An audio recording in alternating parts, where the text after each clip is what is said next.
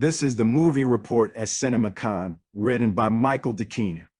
The third day of CinemaCon 2022 began with what was the most anticipated studio presentation of the week, Disney, whose large, lucrative umbrella also includes Pixar, 20th Century Studios, and the box office champion Marvel Studios.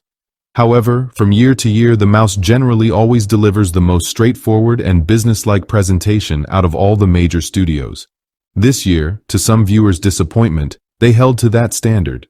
Marvel Studios chief Kevin Feige got the ball rolling, but instead of giving a first look at arguably the most anticipated title he has for the year, November's Black Panther: Wakanda Forever, he introduced the first 20 minutes of Doctor Strange in the Multiverse of Madness, which kicks off the summer blockbuster season next weekend.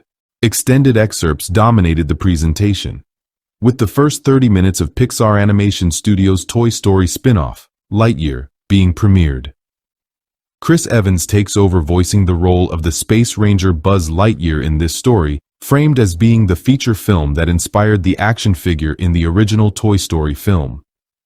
Another animated feature, this time hailing from the 20th Century Studios division, the Bob's Burgers movie, based on the long-running Fox television series, had its first 10 minutes screened.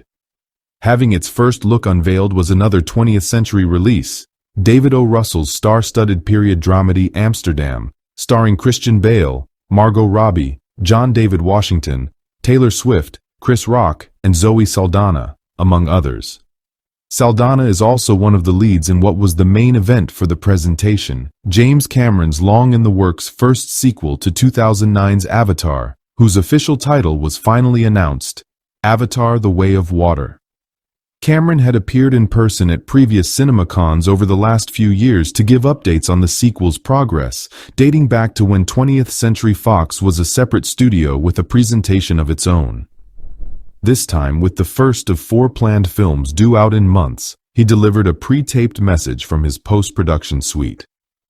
His longtime producer, John Landau, held down the fort live on stage to introduce the first teaser trailer, which in high frame rate 3D is every bit as visually stunning and technically groundbreaking as one would expect. After a lunch break to allow for more time at the trade show, the studio presentations continued with a joint presentation by Universal and its specialty division, Focus Features. Continuing with an inspired idea begun in a virtual, pre-taped manner at the COVID-downscaled Summer 2021 CinemaCon, Universal paired on stage celebrity representatives for upcoming releases with actual movie theater employees from across the country. It was a nice way to hype up the films while still keeping the real reason for this convention, the exhibition industry, in focus, which is all the more important as it continues to recover from the pandemic. Kicking off the star-studded presentation was writer-director-producer Jordan Peele, who gave an extended look at his latest thriller, Nope, which appears to be, based on the new footage, the UFO story many speculated it to be. Jamie Lee Curtis unveiled the first look at Halloween Ends, the finale of the horror series revival trilogy and the culmination of a torturous tango with masked killer Michael Myers that she began way back in 1978. Allison Williams was on hand to introduce the crazy killer robot doll thriller Megan, due out in January. Crazy, and more than a little twisted, describes the Santa Claus and Die Hard action mashup that is Violent Night, starring David Harbour as a kick-ass Santa battling home invaders. Popular stand-up comedian Joe Coy launched into an impromptu set that left the audience in hysterics before premiering the trailer for his starring debut, the holiday-themed family comedy, Easter Sunday. Another comic, Billy Eichner, appeared on stage without a routine to introduce the trailer for his starring vehicle, the raunchy romantic comedy Bros, notable for being a gay-themed romantic comedy from a major studio. Animation was also well represented, with Steve Carell introducing a new brief look at the latest in the Despicable Me series, Minions: The Rise of Gru. Another long-running series, the Shrek universe from DreamWorks, returns with Puss in Boots: The Last Wish, whose first trailer was introduced by co-star Harvey Guillen. Carey Mulligan and Zoe Kazan offered a taste of potential awards bait with a look at the drama She Said, which chronicles the true story of the journalists who exposed the sex crimes of movie mogul Harvey Weinstein. That film proved to be a natural transition into the Focus Features section of the program.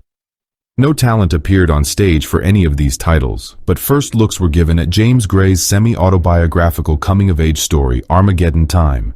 Mrs. Harris Goes to Paris, a frothy feel-good film starring Leslie Manville, and Tar, Todd Field's story of an orchestra conductor starring Cate Blanchett.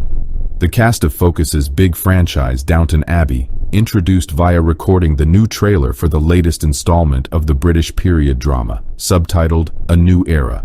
Other Universal titles previewed through new footage or trailers without talent on stage were Beast, in which Idris Elba and his family are stalked by a lion while on holiday in South Africa, The Last Voyage of Demeter, a prequel of sorts to the well-known Dracula tale, and the George Clooney, Julia Roberts romantic comedy, Ticket to Paradise. Capping off the very full presentation was the latest look at Universal's biggest summer title, Jurassic World Dominion, with Jeff Goldblum and Bryce Dallas Howard on hand to introduce.